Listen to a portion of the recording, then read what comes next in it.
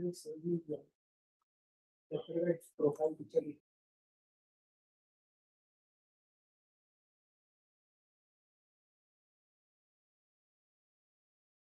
Please allow a couple of more minutes. People are coming in.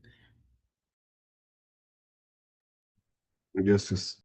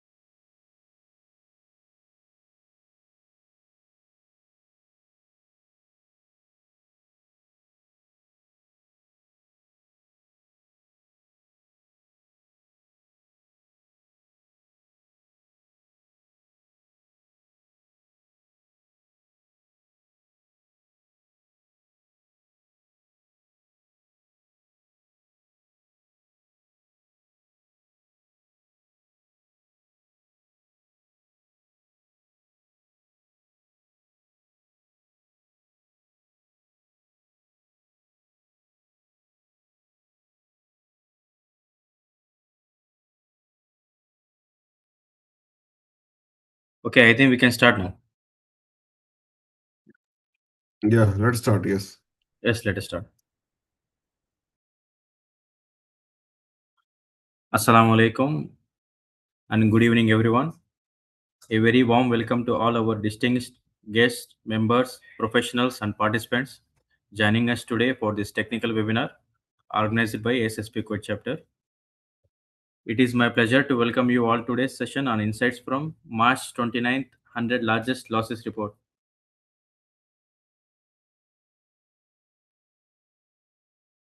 And let me introduce myself.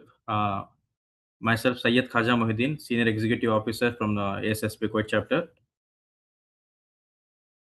And today's webinar focuses on valuable insights from March 29 100 largest losses report. This is particularly relevant topic for professionals working in the oil and gas and energy, process safety, risk management, and HSE sectors. Before we proceed, let me briefly take you through today's agenda. We'll begin with welcome address, and we'll be doing by chapter executive, and then president address by our chapter president, Mr. Muhammad Yusuf, and after that we'll be giving brief of chapter activities, and then speaker introduction by deputy head of the committee, Mr. Devendra Rathore, and then topic presentation, vote of thanks and felicitation.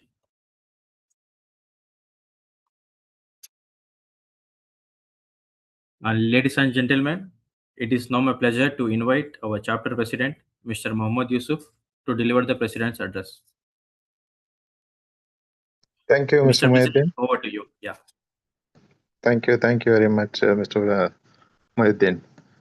Bismillah ar-Rahman ar-Rahim. Assalamu alaikum rahmatullahi barakatuh. And a very warm welcome to all of you on behalf of ASSP Kuwait chapter.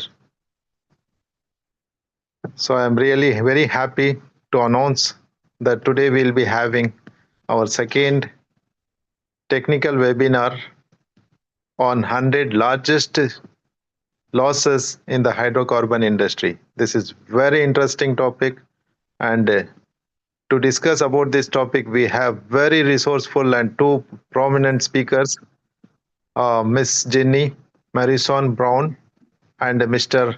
Anil Singh. Very resourceful people. Thanks for accepting and being with us. So really this topic, it gives the light on the importance of the effectiveness of process safety management system. So this is very important thing for all of us who are working in oil and gas industries. And we'll come to know the strength risk management strategies to improve the operational safety, and also the cases and consequences of major hydrocarbon industry losses. And we'll come to know the best practices which we have to follow to prevent this type of catastrophic incidents, and how to prevent the asset loss. So this is very interesting. So without taking much time, I once again welcome you all for our today's technical meet. Thank you. Over to you, Mr. Khaja Muhyiddin. Thank you very much, Mr. President, for your valuable words and for your continued guidance to support SSP Code chapter. Now we are moving to briefing of chapter activities. This is a very proud achievement for the SSP Code chapter. SSP USA recognizes the SSP Code chapter with the Platinum Chapter Award for the 10th time in 11 years. For the term 25-26 also we have received this Platinum Chapter Award. Another important milestone for our chapter is our continued commitment to quality management. The SSP Kuwait chapter maintains its ISO 9001 certification. Moving forward, we conducted our annual general body meeting 2026 on 19 June at Al-Quds Beach Hotel. We are pleased to have more than 80 participants attending to this event.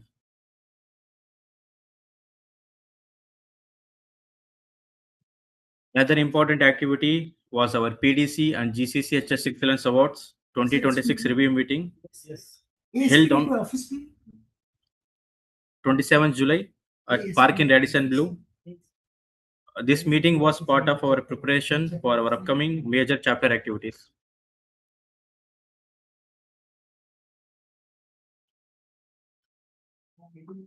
And we also recently conducted exclusive technical session on HAZAP and operability study. The session focused on a systematic approach to process hazard identification and risk management. We are pleased to have more than 90 participants attending this webinar.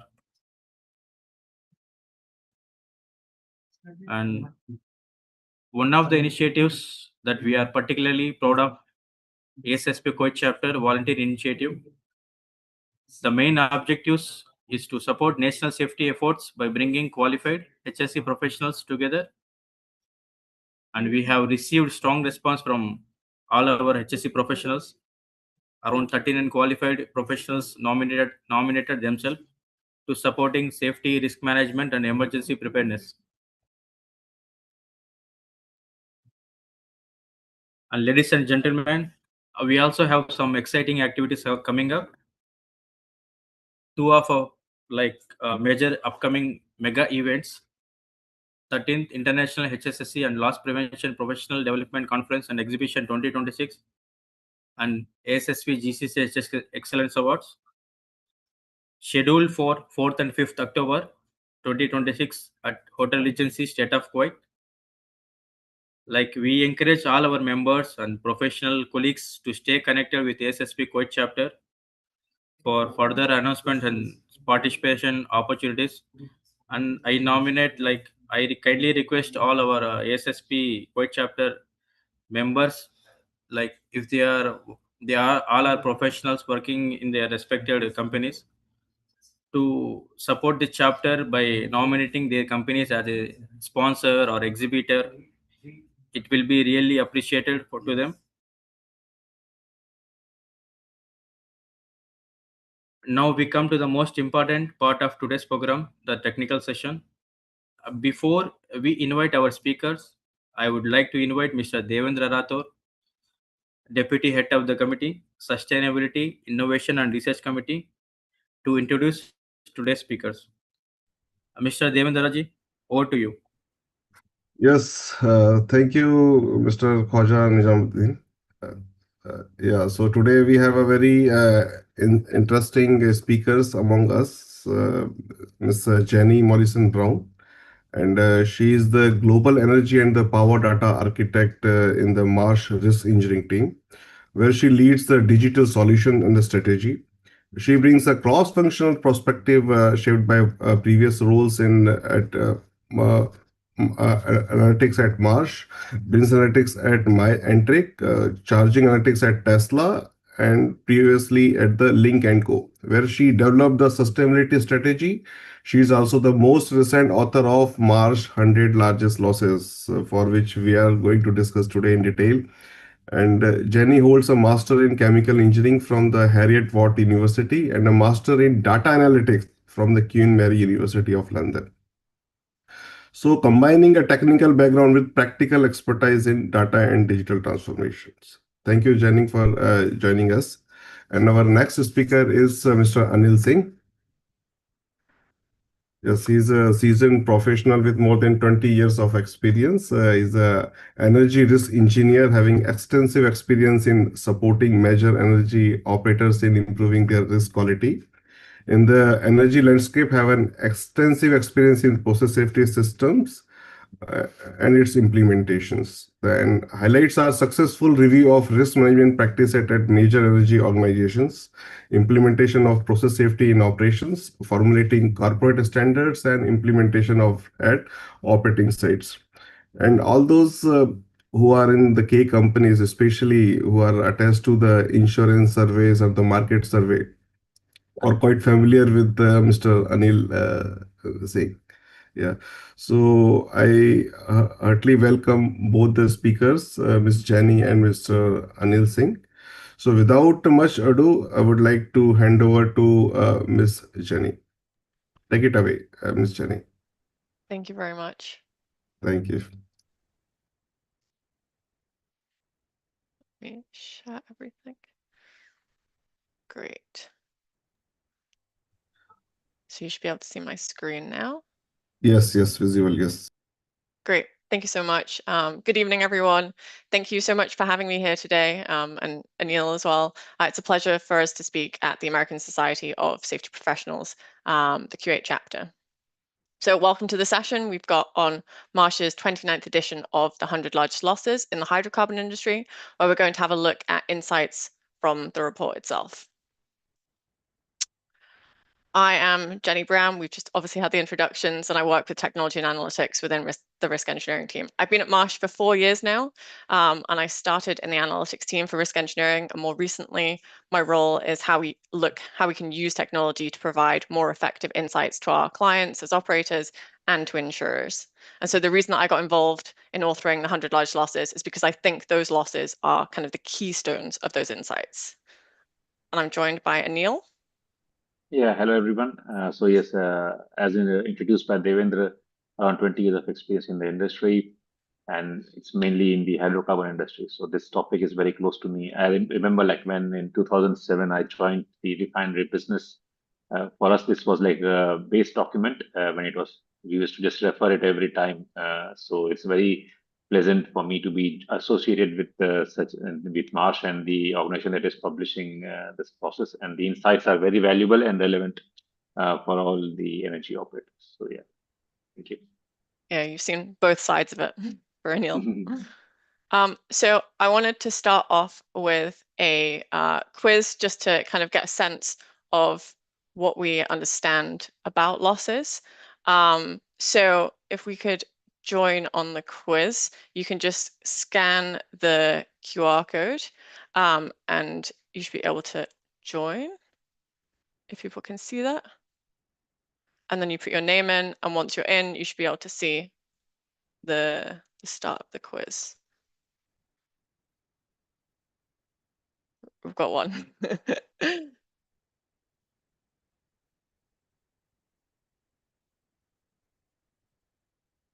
We'll just wait for kind of a few people. We've got one at the beginning, so you've got a chance to kind of show off the knowledge that you've already got. And then we've got one at the end to prove if you are listening or not. There's a few. Dear participant, you can just scan the QR code and join this quiz. Yeah.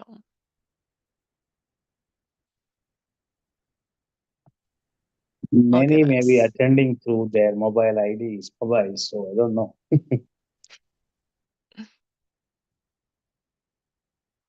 And let me share the URL in the chat box.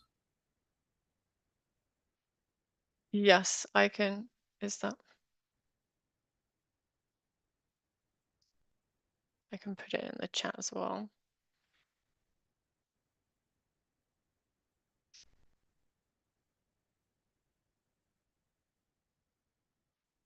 Right. Okay. Let's say we've got nearly half. I think you should be able to keep joining if your phone is being slow. But we'll get started. You can play along on the screen if you can't get it up on your phone. So, what percentage of major losses in the hydrocarbon industry stem from problems that have existed for decades rather than novel, unexpected failures? We've got mostly new technical challenges, 50% of mix and old, same 91%, mostly failure models repeat across decades, or basically everything is a repeat of old. Got a quick timer on it, so you've got 5 seconds left.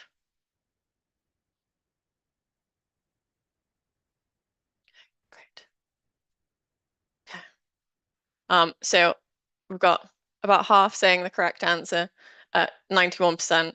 The same is kind of a key point across the presentation. We're going to look at these kind of reoccurring themes that we can see and understand how we can address them. There we go.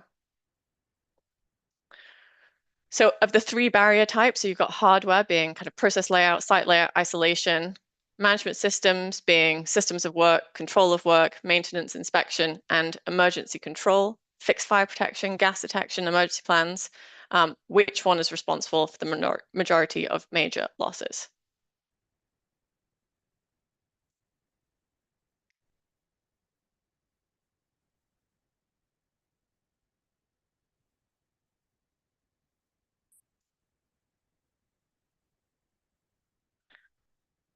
Nice. The correct answer is management system failures. So later on in the presentation, we'll talk about how these kind of are in relation to bow ties and how this kind of prioritization of these fit into risk mitigation. Go to the next question. So most operators have these formal safety procedures and training programs in place. So why do major losses keep reoccurring? Are we looking at procedures that are outdated, procedures that exist but aren't consistently executed in these kind of real world conditions? The emergency response teams aren't well trained, or that natural catastrophes are increasing, and that's making us have more major losses?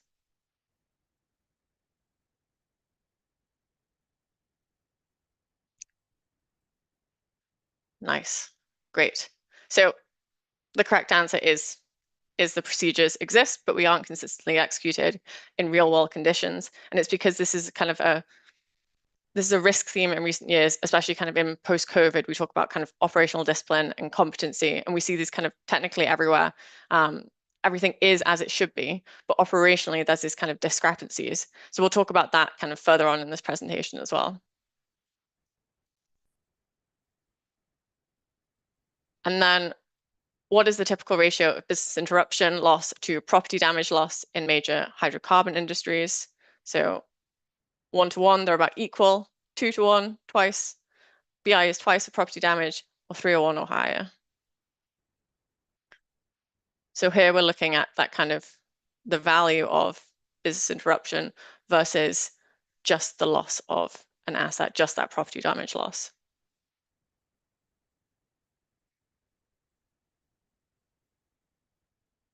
Okay, interesting. Correct answer being 3 to 1 or higher. 3 to 1 being on the conservative side. So when you see the numbers from the report, we only talk about property damage. But we already see that these are kind of like big numbers and they can be dwarfed by business interruption values. So again, we'll talk about kind of a little bit more about this in the presentation. And our last question, the global refining and petrochemical fleet averages approximately X years old, 25, 35, 45, or 70.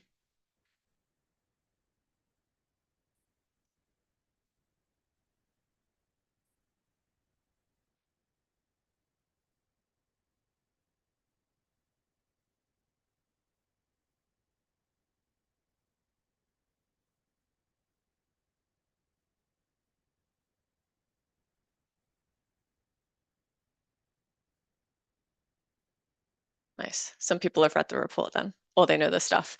The global refining and petrochemical fleet averages about 45 years old. So North America operates assets averaging around 61 years.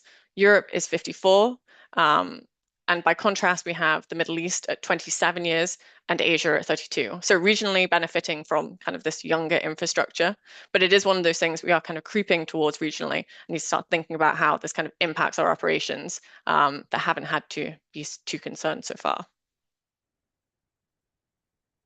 So, I mean, this might have been cheating. I'm glad that Anil knows his stuff. I would say poll is rigged. Yeah. Just testing.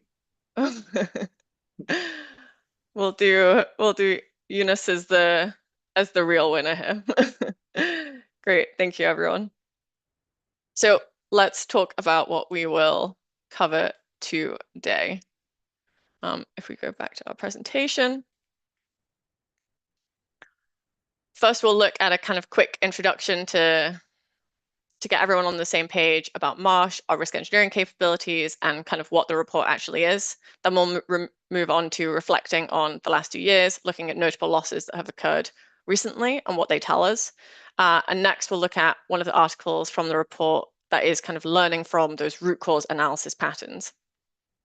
We'll wrap it up with insights from the report and kind of an opportunity to discuss how we can apply all of these learnings. So over the next few slides, we'll talk about who we are as Marsh, what our risk engineering practice does if you don't know us already, and crucially what the 100 large losses report is and why it should matter to you. For those who don't know Marsh, let me start there. Marsh is a global professional services firm. So in plain English, what that means for you as kind of safety professionals or as operators, it means that we make sure that you have the right insurance coverage for your operation, and then we try to help you to not need it by supporting you with proactive risk engineering and loss prevention work. And what I kind of understood about the group is that the people from Marsh that this audience kind of is most likely to interact with are our risk engineers. So for those that haven't met our risk engineers, we have our property damage engineers that look at the physical site, the chance of damage to property and equipment from things like fire, explosion, flood, machinery breakdown, poor maintenance. And then we have our business interruption engineers that look at what happens after a loss to the operation itself, how a shutdown or damaged critical equipment could stop production and how long recovery would take. So both of these look at quantifying a dollar value, or I guess a dinar value to that loss. We are a big global team that cover property damage, business interruption, deep dives, risk consulting, and we wrap a lot of that up with insights and analytics. And kind of one of those things that comes from all of that is our 100 largest losses report. I will put the QR code up later again, and you can also find it just as a first link on Google. But let's get into the 100 largest losses report. So the 29th edition of this report is over 50 years of analysis into major property damage incidents.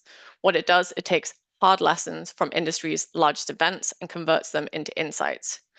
So this report from the beginning has always been to help identify common themes and causes behind large losses, giving them back to industry to direct where steps to enhance safety can be taken. So each year our data is backed by market partners to help ensure its accuracy. And this year we want to extend a special thank you to Everin and Liberty for their support in the data. And we also have a quick note on the report scope. So we do not name operators involved in losses. This is not about naming and shaming. It's about sharing lessons to improve safety across the industry. The report covers the full hydrocarbon life cycle. So upstream operations, midstream networks, and then downstream refining and petrochemical facilities. And then we just talk a little bit about kind of exactly what we cover in the report. So if we go back to the first ever report, I try to like to give things a little bit of context for what else was happening in the world at this time. It was 1977. So for anyone that was into Star Wars, this is the year of the release of the original Star Wars movie. Close to home, 1977 was also the year, the official opening of the Kuwait Towers. So even though they were finished maybe a few months before, this report is pretty much as old as the Kuwait Towers. So big things happening in Kuwait, big things happening in March that year in 1977. And we had the release of this Marsh's first large loss report titled A Review of Catastrophic Property Damage Losses, authored by Bill Garrison. It was a report that was only 5 pages, 4 of those being losses, and it contained 36 losses. Interestingly, we still have 2 losses that remain on this list today, and they are Flixborough in the UK in 1974, which was a vapor cloud explosion at a chemical facility, and then Antwerp in Belgium in 1975, an explosion and fire at a low-density polyethylene plant. The thing here that I most want to focus on is this section. So it's in terms of what is in the report itself. What are the terms of the report? While there have been changes to report that Marsh has put out over the years, there are fundamentals that link that first edition that was written by Bill to the latest. And these are that the recognition of loss history is not an indicator of future losses.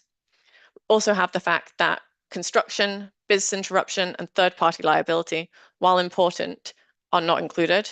So this report is property damage losses only. And then a little disclaimer from Bill at the bottom that still applies, and that is that the values published are best estimates. So we work with various sources to ensure that we have the most up-to-date information at the point of publication. But as we find with the latest losses, especially, values change as the losses kind of get investigated and the claims get settled. We've also changed things a lot in the last 50 years. So the report started out as a list of losses that exceeded 10 million US dollars. So adjusted for inflation, that would be around 50 million US dollars today. And if that was the cutoff today, the list would be much longer than 100 largest losses, because the current lowest value that we have is 227 million US dollars. And over the year, the time period has changed to incorporate larger losses since the start of the recording. And we've also added analysis and thought pieces to provide further insights to the reader. So a report that's gone from 4 or 5 pages to probably about 80 or 90 now. If we talk about what's actually in the 29th edition beyond just that list of losses, so the report includes several articles and thought pieces that dig deeper into specific topics. And I want to kind of go through each one and explain how they can apply to you as safety professionals, but they're also in the report for you to kind of like delve deeper in yourselves. So the first, we have a 2-year review, and we'll talk about this a bit more shortly, so we'll get into that. Second, we have refining and petrochemical benchmarking data, and this looks at how facilities compare across the globe in risk quality. So we can understand the kind of global challenges that different regions are facing, and always the learnings that we can take away from that. Third, we've got firefighting foams, so specifically that transition from PFAS-based foams to fluorine-free alternatives. This is both a safety and a regulatory issue. So if you're still using kind of older AFFF foams, you need to understand the environmental liability you're carrying and kind of your plan to transition. And the article gives you kind of practical guidance around this. 4, there's an article on the claims process. So this walks through what happens when a loss does occur, how you can manage your insurance claim effectively, what documentation you'll need, and how to accelerate that recovery. The 5th one we've got is a dedicated article on business interruption. So this is critical because, as discussed earlier, BI to PD ratio is now 3 to 1 or higher. And so this article helps operators understand how to quantify their BI exposure before a loss occurs. Sixth, we've got an update on the Marsh Blast software. So this is our loss estimation tool that uses advanced modeling to predict maximum probable loss at your facility. And so rather than using this kind of outdated TNT equivalent models, Blast accounts for your specific site layout, equipment configuration, and chemical properties. So if you haven't had a recent EML assessment using modern tools, you definitely should. And your insurance some insurers and your kind of understanding of the worst case scenarios may be based on kind of these outdated estimates. So finally, the article that we'll kind of focus on the most in this presentation, which is the root cause analysis and trends. And this will be kind of your roadmap for where you can strengthen your controls. And we'll have a look at what we can take away from there as well. I want to highlight the forward of this report, which was written by Raffaella Occoni, the president of the ICME. And Occoni writes that learning from past accidents and reflecting on our actions and attitude is crucial to building safer and more sustainable industrial practices and operations.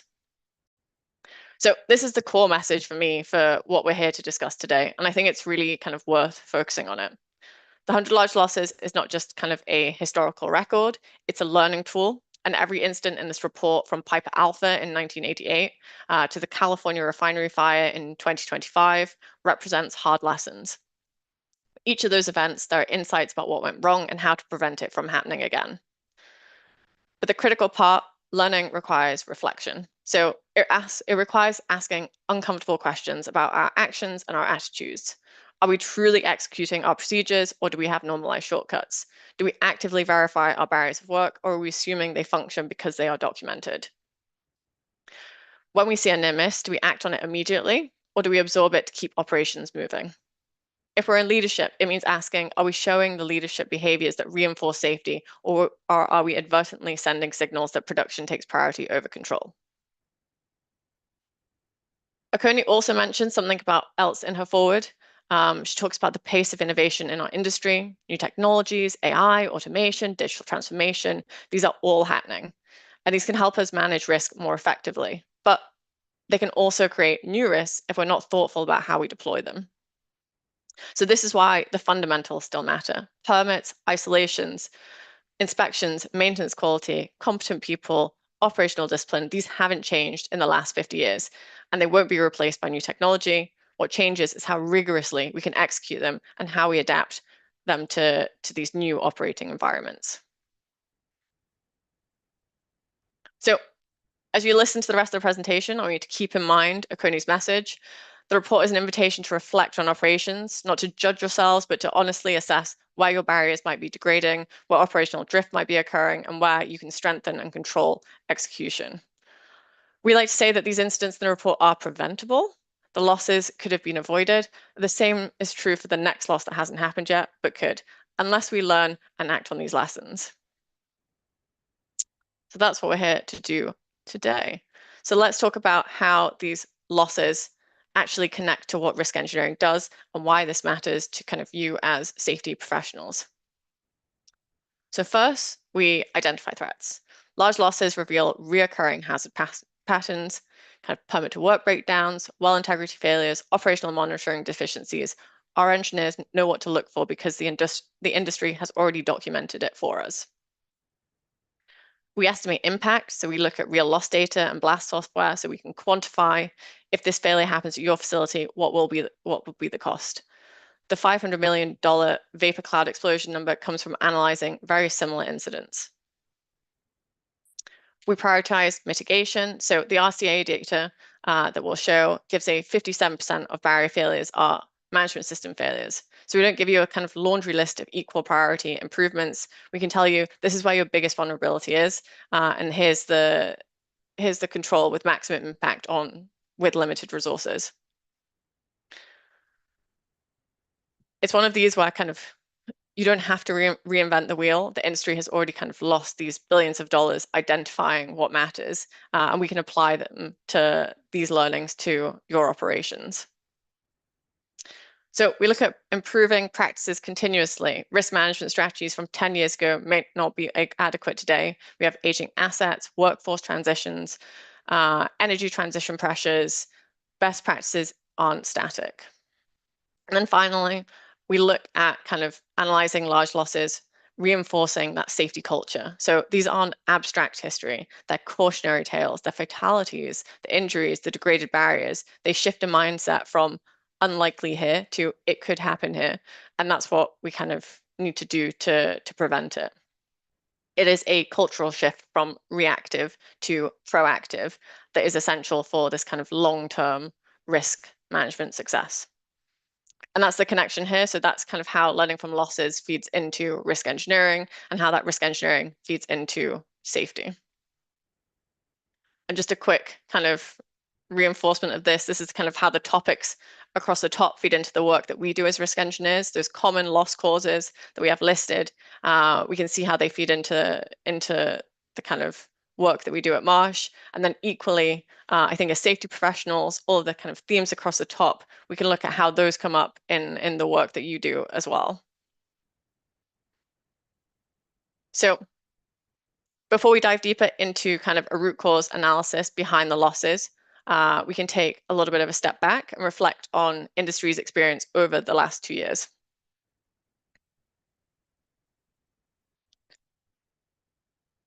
Beyond the top 100 list, Marsh engineers have reviewed additional significant incidents, so cases where the combined property value and business interruption losses remain substantial. So many of them are still under investigation, but preliminary findings tell us something important. These incidents share very common threads: equipment failures, process safety breakdowns, operational discipline issues, and across nearly all of them, investigators are finding failures in fundamental controls.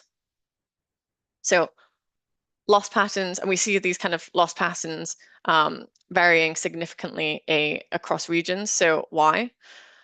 And that's because these regions are operating under very different conditions. So different asset ages, different operator profiles, different regulatory frameworks, and different levels of workforce competency.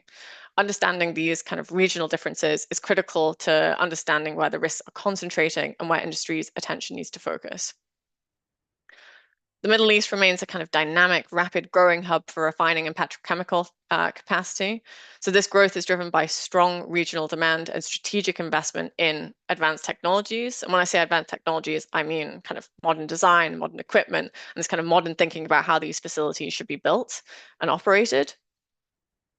And this growth presents significant opportunities for innovation, modernization, opportunities for the region to establish itself as a leader, not just in volume, but in kind of the safety and operational excellence. And the fact is that the region ranks among the highest performers globally when you look at that kind of risk quality benchmarking. Modern infrastructure, sustained investment in safety, and a commitment to best practices are really paying off. But that performance is not kind of an automatic given. It requires constant attention. It requires leadership commitment to maintaining discipline, even as facilities scale and teams expand. And as we look at kind of regional performance and loss patterns, one theme emerges consistently across all regions, and that is that ratio of property damage loss is rising, and it's rising significantly. So we touched on this briefly. You could have a fire at a refinery that might cause 50 million in property damage, but that lost production, the supply chain disruption, the inability to meet kind of contractual obligations, that can easily exceed 200, 300, up to $500 million. And that shift has profound implications. It means that risk management can no longer be framed as kind of how do we prevent fires and explosions, but the real question now is how do we anticipate and mitigate that full business impact when incidents occur? Because that biggest financial hit often comes not from that rebuilding of the asset, but from the time the asset is offline. I am going to kind of limit my expertise in BI to that, but if you are interested in it, there is an article in the report that talks about how BI exposure from how BI exposure, how to think about it from preparing from a loss perspective. And if we look at that loss that entered at number 10 in this report, so this was the only loss that entered from the last 2 years, and it's valued at $950 million US. So this was an incident that occurred in California refinery in February 2025 during a maintenance preparation on a hydroprocessing unit. So a hydrocarbon release happened after the opening of a flange on an active piping system, which quickly ignited a fire that spread to adjacent processing areas. So the emergency response lasted several days, but thankfully there are no serious injuries, but there were 6 workers that were medically evacuated. The causes identified by an independent investigation covered deficiencies in operational monitoring, contract oversight, and gaps in procedural and regulatory controls. So these are all combined to weaken this kind of critical safety barriers during a high-risk maintenance activity. And what we will see is that this kind of singular loss echoes reoccurring themes across many incidents. The critical importance of rigorous control of work during non-routine or maintenance operations, needs for strong contractor management and improved operational discipline and procedural compliance. Especially now with the kind of global energy flows and supply chains that are under unprecedented pressure, we know that operators want to minimize disruption or extended downtimes. So this was kind of one singular loss, but what does it tell us when we kind of slot it in with all of the other large losses? As part of this year's report, we reviewed around 80 historical major losses through a root cause analysis lens. And the findings are both important and in many ways uncomfortable. The vast majority of losses were not driven by unknown risks or unexpected technical anomalies. They are linked to reoccurring and well understood failure modes that continue to appear across decades of incidents.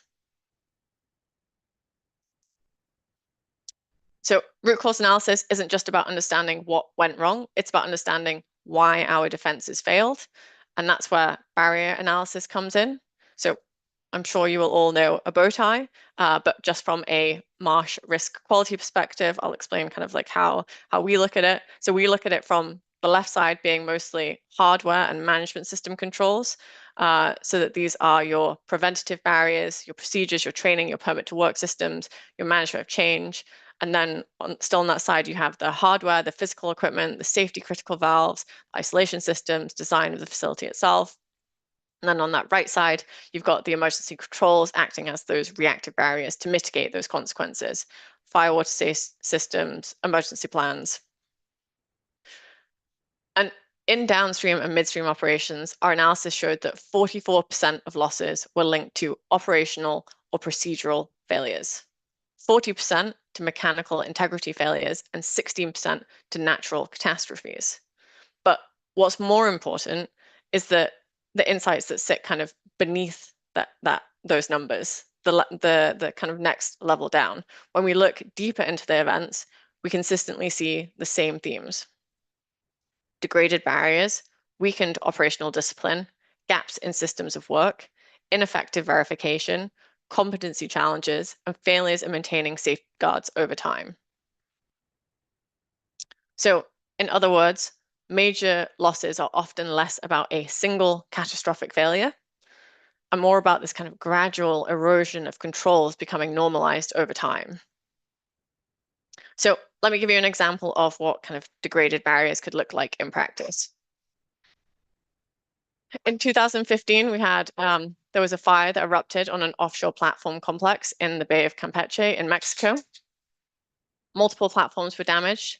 It was a significant loss, nearly $900 million in adjusted property damage. We had the investigation that identified the root cause, corrosion in a small bore pipeline.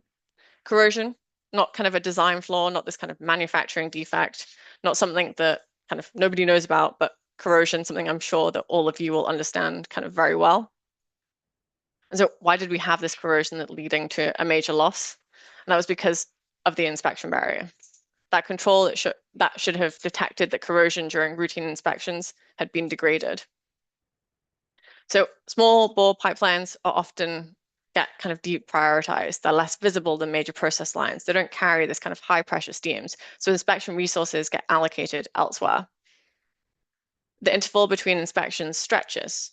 Documentation becomes inconsistent. And over time, corrosion progresses unchecked. This isn't kind of malice, it's not negligence in a dramatic sense. It's it's the quiet normalization of incomplete inspection coverage. It's that gradual shift from we inspect everything to we inspect the critical stuff, and that slow erosion of what counts as critical. And this pattern repeats across the 100 largest losses. Inspection programs that have drifted, maintenance schedules that have been extended, and knowledge that's concentrated in one person who retired. Temporary workarounds that become permanent. None of these are catastrophic failures in the moment that they happen. They're degradations, small compromises, but they're the kind of compromises that, given time, create the conditions for a major loss. So, which means that kind of the question that we really should be asking ourselves isn't, do we have inspection procedures? Of course you guys do. The question is, are our barriers actually being executed as designed, or have they degraded into something weaker? And how would you know? So one of the clearest conclusions from the RCA analysis is this issue is usually execution, not lack of knowledge. The industry already understands many of these risks. We know the importance of asset integrity, permit to work systems, inspection effectiveness, management of change, critical barrier management, yet the same patterns continue to emerge. And these challenges become even harder to manage in today's environment of aging assets or workforce transition and increasing operational pressures. When we analyze these kind of reoccurring themes behind the losses, about 91% of incidents of identified causes related to long-term established failure modes. So the challenge for industry today is not necessarily identifying new lessons. The challenge is ensuring that lessons are consistently applied across assets, sites, and teams. And that's why the RCA is such a valuable tool beyond kind of just incident investigation. At its best, an RCA can become something of a forward-looking tool, helping organizations challenge assumptions, identify where operational drift may be occurring, and strengthen those resilience before a major event happens.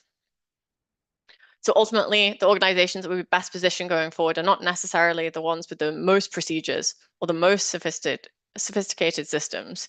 They're the ones that can ask themselves, do I understand what aspect of my work represents key barriers within an operational environment? Do I know what could happen if those barriers don't work properly? And for leaders, we're asking, are critical barriers being actively verified or simply assumed to be effective? Are temporary workarounds and deviations becoming normalized? Am I showing the right leadership behaviors to reinforce good performance on my plan? Because ultimately, major losses rarely come from that one sudden catastrophic event.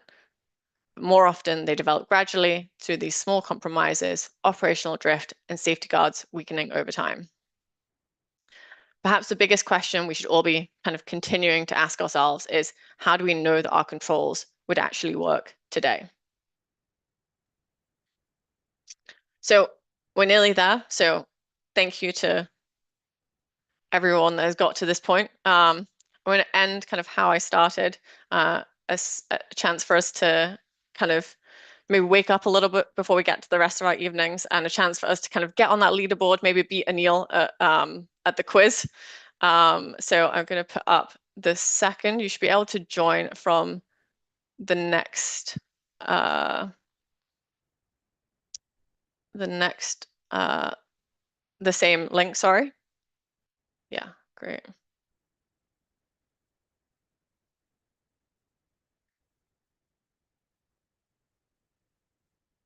And we can see if those learnings have translated.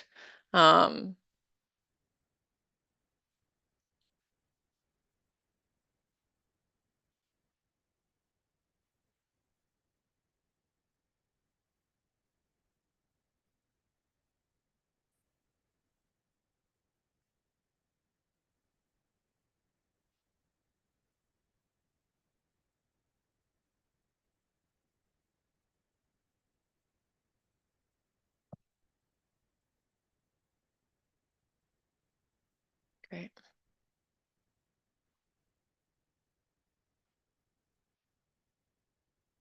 Unfortunately, I don't have any prizes, but you will get a small sense of achievement if you beat Anil in the quiz. Do you want me to participate? I just thought like maybe not. Yeah, that's what I said.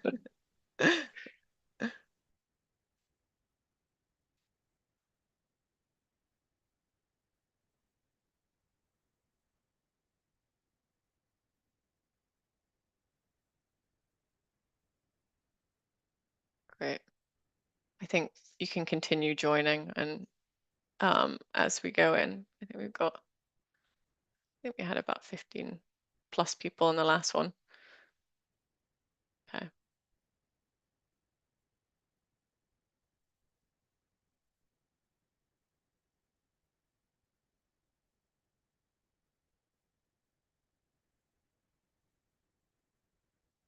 Right. I'm cutting it off. We're gonna start now. Okay, got a good number. So, based on the RCA analysis of large losses, what does the 91% of causes related to long established failure modes finding tell us about the future of loss prevention? We need more new technology. We need better execution of known controls. Natural catastrophes are our biggest risk now, or small operators should consolidate with large ones.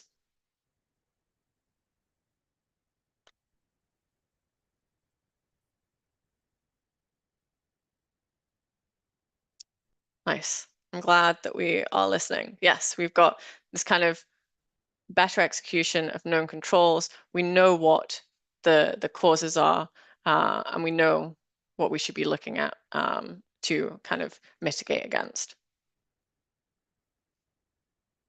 So in that bow tie model, which statement best describes the relationship between kind of prevention barriers, so that left side, and the right side, the emergency controls?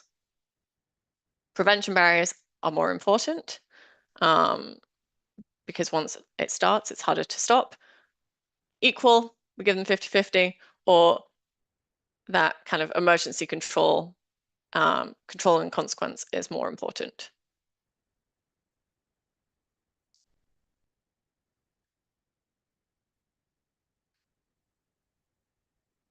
Nice. So yeah, we look at kind of how the right-hand side, the emergency controls are important, but that the kind of that primary focus that we want is on the left-hand side. So keeping the oil in the pipes in the first place is what we focus on. Although obviously there is the kind of need across all barriers. Third question, the global refining fleet averages 45 years old, operating beyond original design life. What is that primary risk that this creates? It's suddenly going to fail. It's got a higher energy consumption, or the degradation mechanisms become more complex and corrosion rates less predictable as inspection philosophy is kind of prove inadequate for extended service.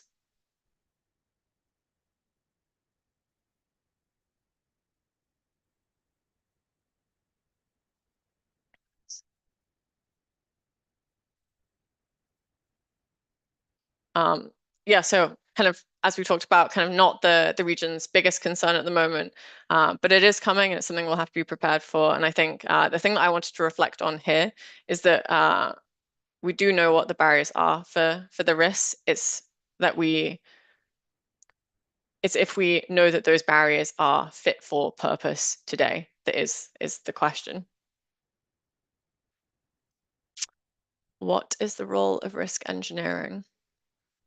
Identifying weak barriers and developing mitigation strategies, installing advanced monitoring systems to get rid of human inspection and maintenance, or putting all of the responsibilities on operators to insurance companies. Oh, I can't see the one-on-one.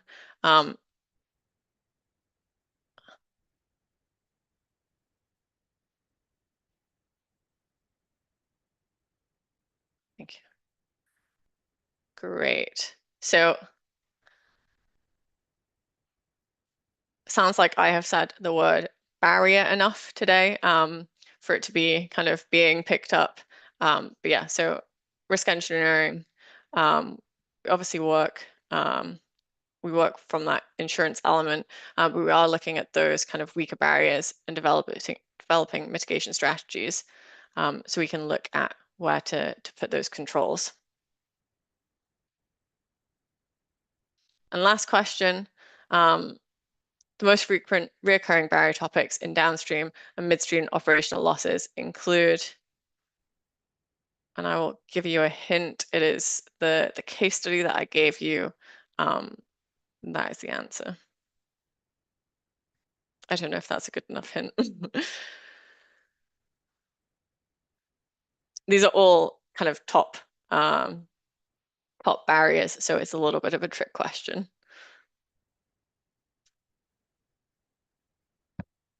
Interesting. Okay, so I guess a lot of maybe people are doing this of what they see as well, but the answer actually is inspection.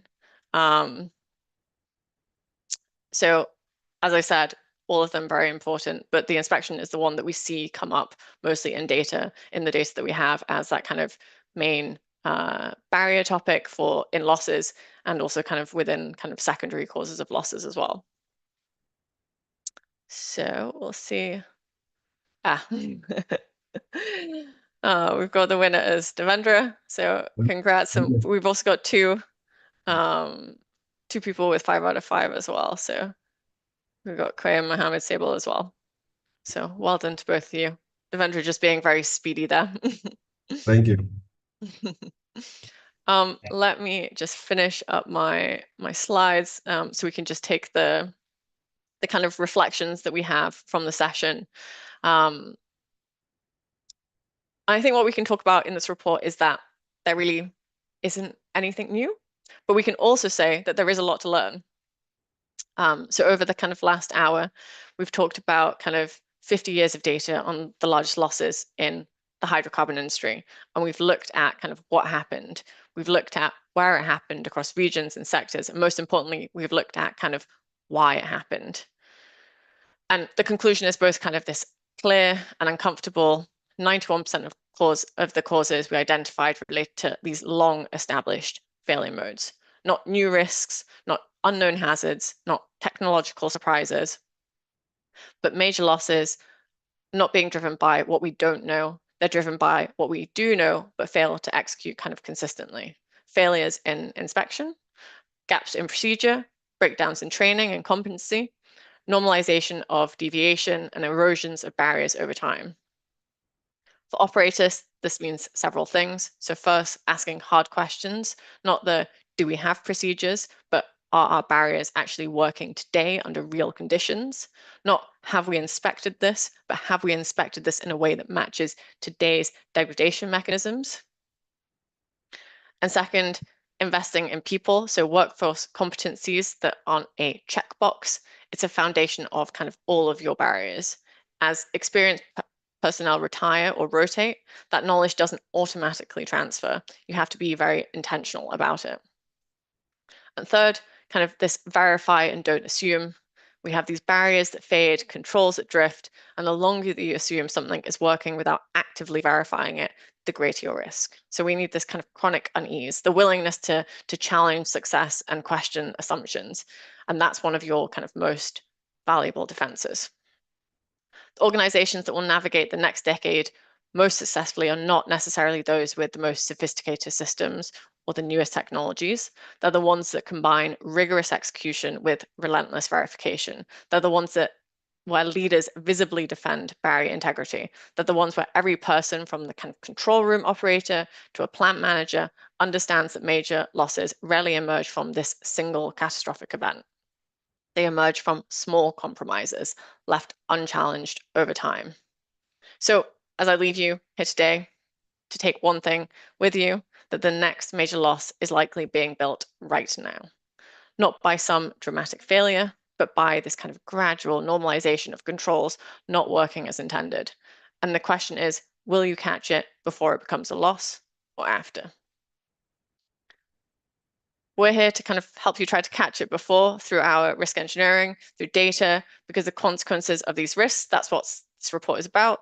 That's our work. That's what it's all about.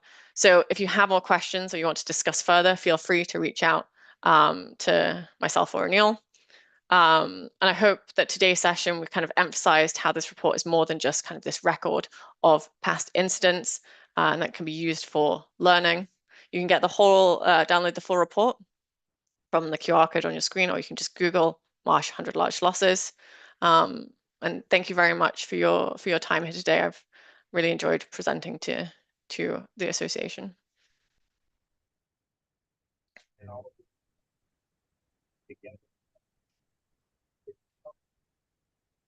Thank you so much, Jenny, for the very interesting and the engaging session.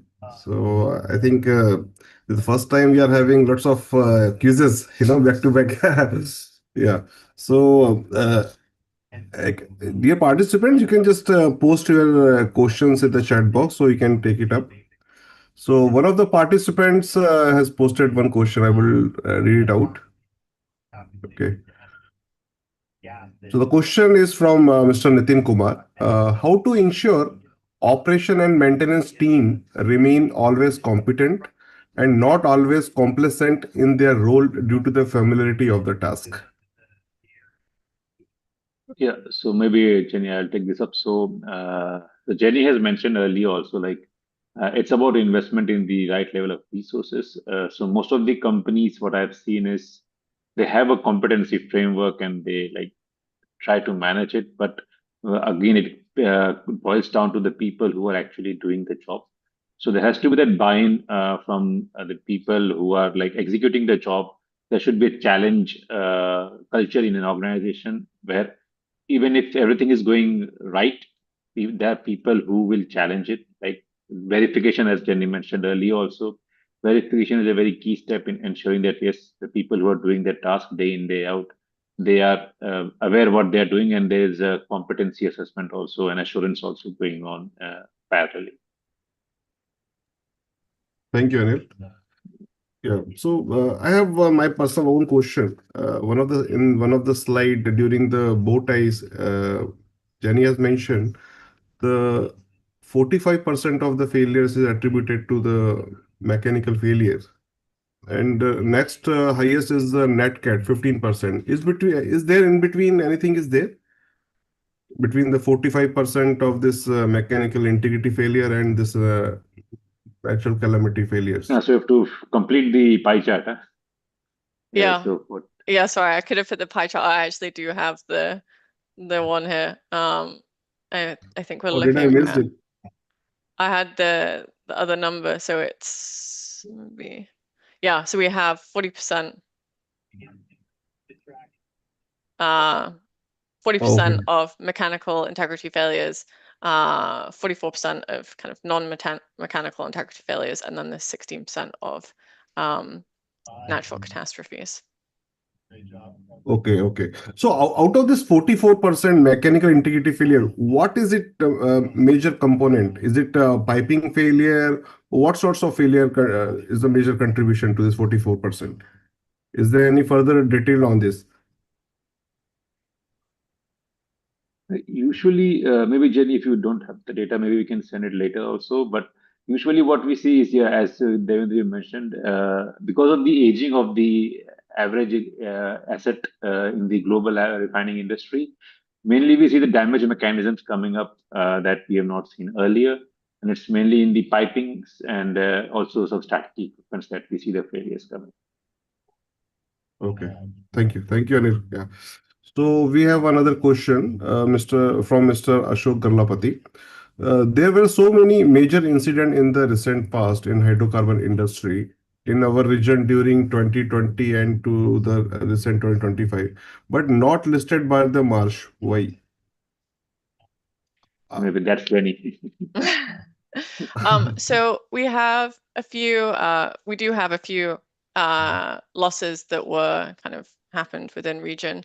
One will look at mostly just the kind of property damage. So from an insurance coverage perspective, we're looking only at ones that are covered by a kind of property damage event. So that is mechanical failure or kind of natural catastrophe, not other events that might have happened.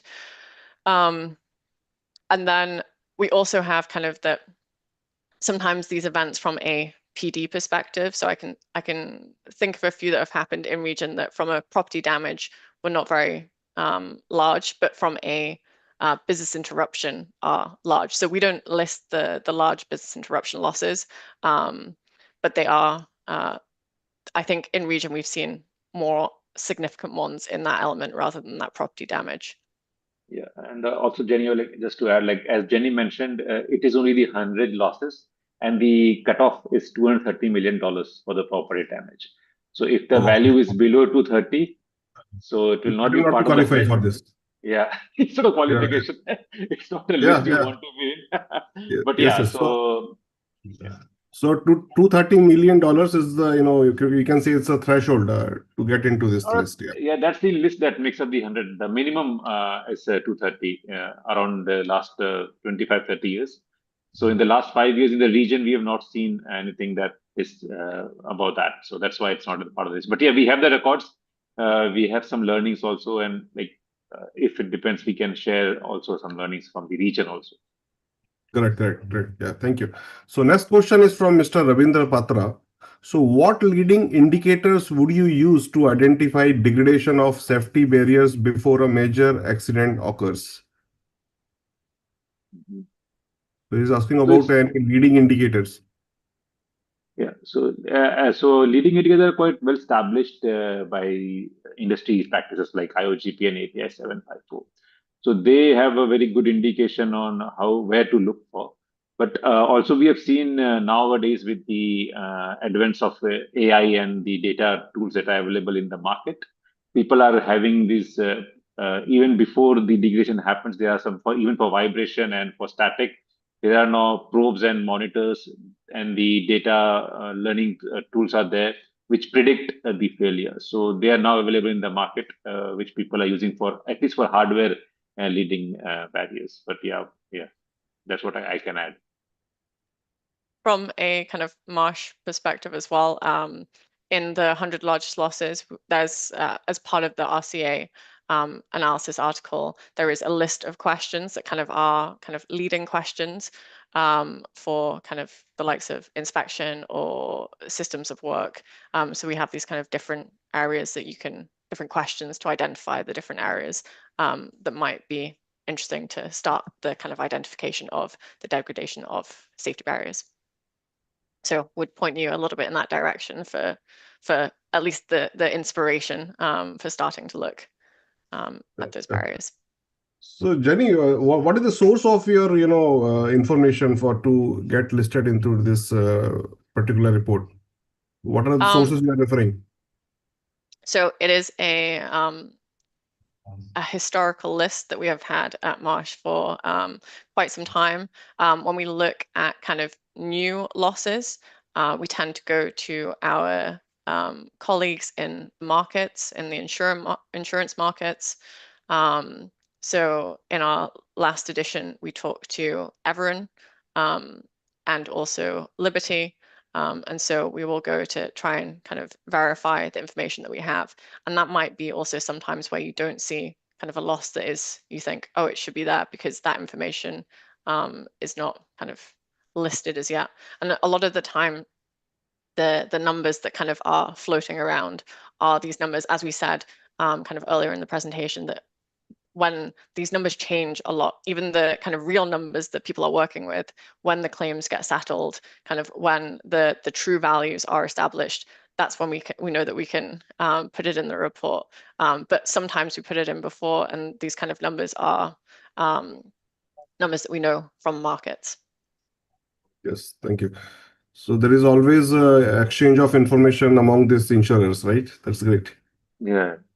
Yeah. So Anil, the last question is for you. What is the best approach to enhance the safety culture? Yeah. Yeah. So because you are keep visiting different operators, so what are your observation on that? So in this region, I've seen the best and the worst. So what I would say is the people and not from across the hierarchy. So not even so we cannot stop at the top, or we cannot say just it's the responsibility of the people who are the shop floor. It's across the organization. People need to have that buy-in into safety, and like they have to believe that yes, it is possible. I've been to places where there's a lot of investments happening, a lot of resources available, but people still believe that incidents can happen. So if you have that belief, then there's no the culture will never come in. So it's the belief and the embedded culture that incidents should not happen or cannot happen in my facility, and then only we can see that shift in the culture. We will start like I would say we will have more incidents being reported. There will be many challenges, but then at the end, say after 2 to 3 to 4 to 5 years down the line, you will see those results coming out. So it's a long journey. Safety culture doesn't happen like within months or within years. It's a long journey, and people Right. need to sustain that commitment. So that's what I have. That's the best organization I've seen. It's a journey. It's not like a day or a month. Yeah. Correct. Just last question, because people keep giving the questions in the chat box. So the question is from Mr. Panelival Murugan. Is there any is there any compilation of process safety tier 3 indicators done by any of the industry associations which can be used for benchmarking process safety performance? So I think so. We have a position paper, from March, where we list the tier three, all the indicators, tier one, tier two, tier four. Also, you can refer IOGP. It's available. You don't need to pay anything. If you do a Google search, IOGP stands for International Oil and Gas Producers Association. So they have a publication, and it's freely available, because for API 754, you will have to pay. But if you go to IOGP, it's free and it's the same information. So these are the two bodies that I know have a publication on that. And some also European and the UK bodies, they have a established publication on process safety indicators. So it's available on the two web. Correct. Yeah. So, Jenny, the question again came from your pie chart. So, this mechanical integrity failure, non-mechanical integrity failure. So, what constitute this non-mechanical integrity failures? So is there any bifurcation on that? Yes. So from the further down on the kind of non-mechanical integrity failures, it is looking at that kind of the management, those management system failures. So we're looking at kind of the like systems of work, the operational, the inspection side of things, and seeing kind of the failures through those aspects. Okay.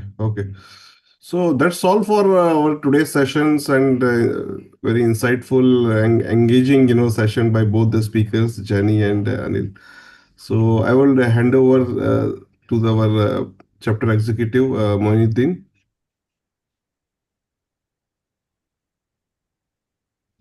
Yeah. Yeah, thank you. Yeah, our president will address this closing ceremony. Yes. Thank you. Yeah.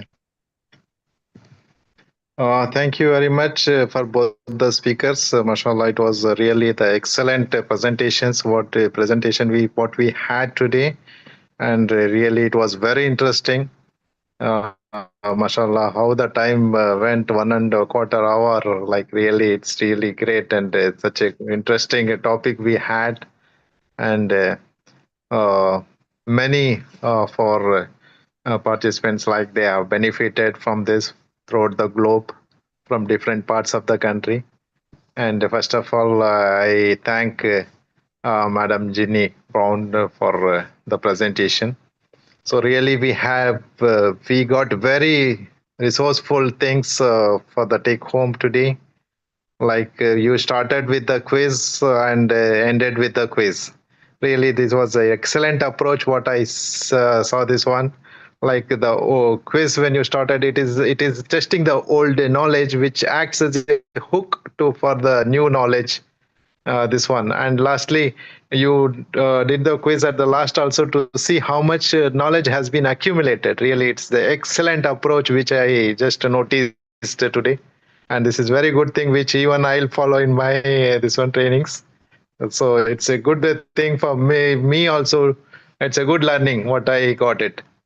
And this is this one take home for everyone. Like it's a good approach, and really excellent thing that being to be safety, to follow the safety culture, to be always positive, and have belief that nothing is going to happen. So then nothing will happen. Really, it's an excellent thing.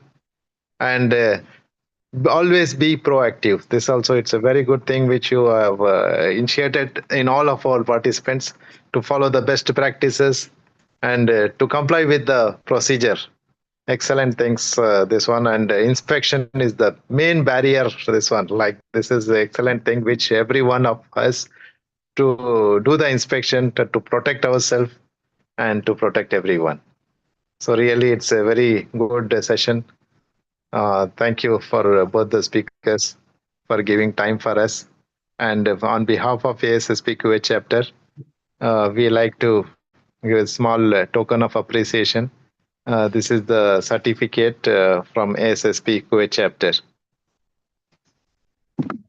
Thank you very And much. meanwhile, Sorry, yeah, it's just, please. it's been a pleasure to speak. So thank you very much for having us and for the questions as well from everyone in the group. Yeah. And thank you, Mr. Anil, for solving all our doubts and questions. Thank you. Thank you for giving so much time for us. Thank you. Thank you. Thank you Pleasure. very much. Thank you for contacting us for having this session.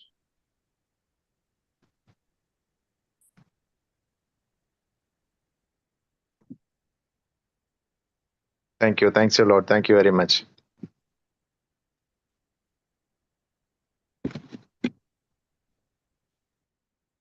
Again, supports dependent point of release selection so that general location and detailed